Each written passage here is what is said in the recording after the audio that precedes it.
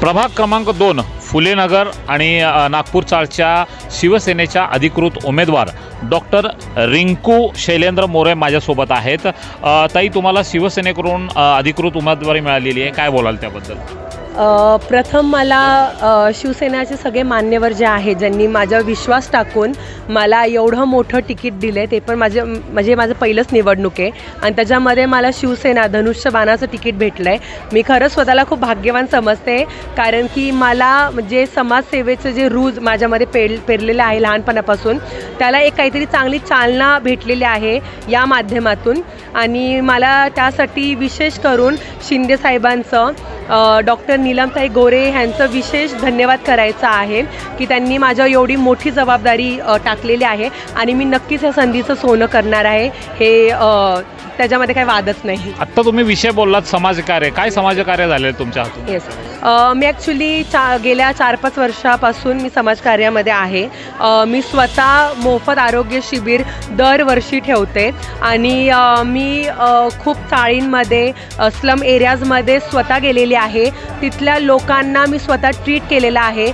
खूप लोक माझ्या ओळखीचे आहे आणि मला म्हणजे खूप आवडतं अशा तळागाळातल्या लोकांना वैयक्तिक भेटायला, त्यांचे जे काही मुद्दे आहे, जे काही प्रश्न आहे ते वैयक्तिक सोडवायला मला आवडतात। कारण की माझे स्वतःचे वडील माननीय शैलेंद्रजी मोरे हे 30 वर्ष काम म्हणजे समाजकार्याचं काम करतात आणि त्यांनी खूप साऱ्या झोपडपट्टीचं पुनर्निवासन केलेलं आहे, तर त्यांचंच वारसा मी पुढे चालवते आहे। तर असं मी 4-5 वर्ष विदाउट पॉलिटिकल बॅग म्हणजे काही सपोर्ट असून मी समाजकार्य खूप जोमाने केलेलं आहे। आता तुम्ही ज्या पद्धतीनं वेगवेगळ्या तुमच्या प्रभागामध्ये वेगवेगळ्या एरियामध्ये फिरताय, सर्वसामान्य नागरिकांशी संवाद साधताय, महिलांशी संवाद साधताय, जेणेकरून काय तुम्हाला अशा ठळक समस्या जाणवतात तुमच्या प्रभाग 2 मधल्या? तुम्हाला खोटं वाटेल पण गेल्या 15 दिवसाचा जो माझा प्रचार चालू आहे, म्हणजे आता 10-12 दिवस झालेत, तर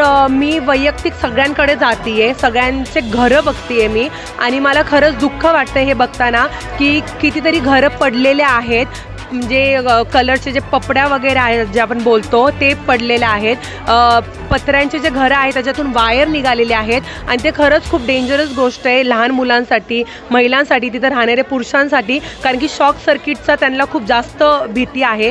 घरासमोर व्यवस्थित असा रस्ता नाही आहे। मी इवन इथले बिल्डिंग पण मी व्हिजिट केलेलं आहे, बिल्डिंगवर जे आपण चढतो जे स्टेअरकेस आहे ते पायऱ्या तुटलेल्या आहेत आणि लोकांचं तिथं लक्षही नाही गेलेलं आहे। तर मला खरंच खूप वाईट वाटतं की ड्रेनेज लाईनची समस्या 2025मध्ये पण ड्रेनेज लाईनची समस्या अजून पण आहे, स्वच्छतेचं हवं तेवढं व्यवस्थित नियोजन केलेलं नाही आहे आणि जे घरं आहेत ते पडके आहेत, त्याच्यावर जे फांद्या आहेत ते पडलेले आहेत। तर मला खरंच असं प्रश्न पडतो की सामान्य लोक कसे राहतात आणि तरी पण ह्या लोकांवर विश्वास ठेवून ते निवडून देतात आहे आणि दरवर्षी हे लोक दर 5 वर्षामध्ये हे लोक त्यांचा विश्वासघात करतात आहे। तर मला खरंच आजची परिस्थिती खूप दुःखद वाटते। नक्कीच, आता ज्या समस्याचा पाढा तुम्ही वाचलेला आहे, समजा तुम्हाला जसं शिवसेना शिंदे गटानं तिकीट दिलेलं आहे, उमेदवारी दिलेली आहे, तसंच या सर्व तुमच्या प्रभागातल्या मायबाप जनतेनं तुम्हाला मतदानरूपी आशीर्वाद देऊन महापालिकेत नगरसेविका म्हणून पाठवलं, तर तुमचा प्रभाग क्रमांक 2 बद्दलचा अजेंडा किंवा विजन काय असणार आहे? ॲक्च्युली मी नेहमी माझ्या सगळ्या सभेमध्ये, सगळ्या भाषणामध्ये मी तेच बोलते की मी काही भाषण लिहून वगैरे येत नाही, मी वास्तविक जे स्थिती आहे मी त्याच्याच भाष्य करते।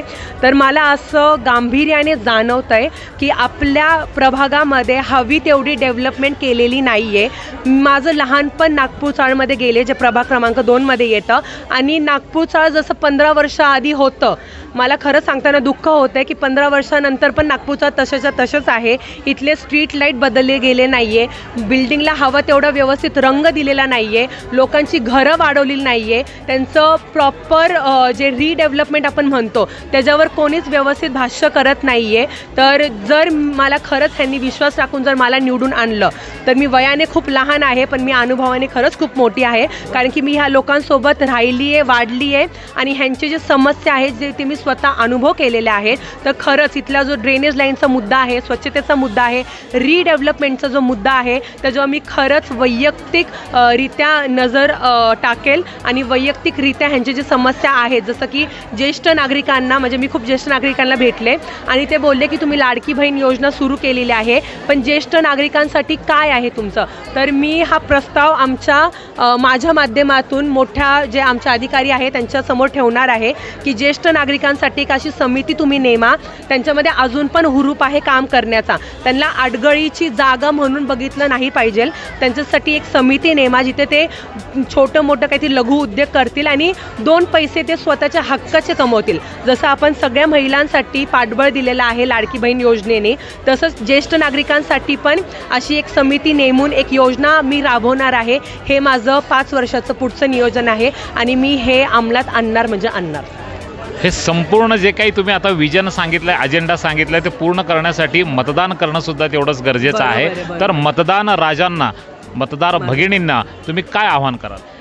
माझं एकच आव्हान आहे सगळ्यांना की माझी प्रथमच निवडणूक आहे. मी तुम्हाला एक नवीन चेहरा म्हणून, एक नवीन पिढी म्हणून तुम्हाला दिसते आणि मला असं खरंच वाटते की मी एज्युकेटेड आहे.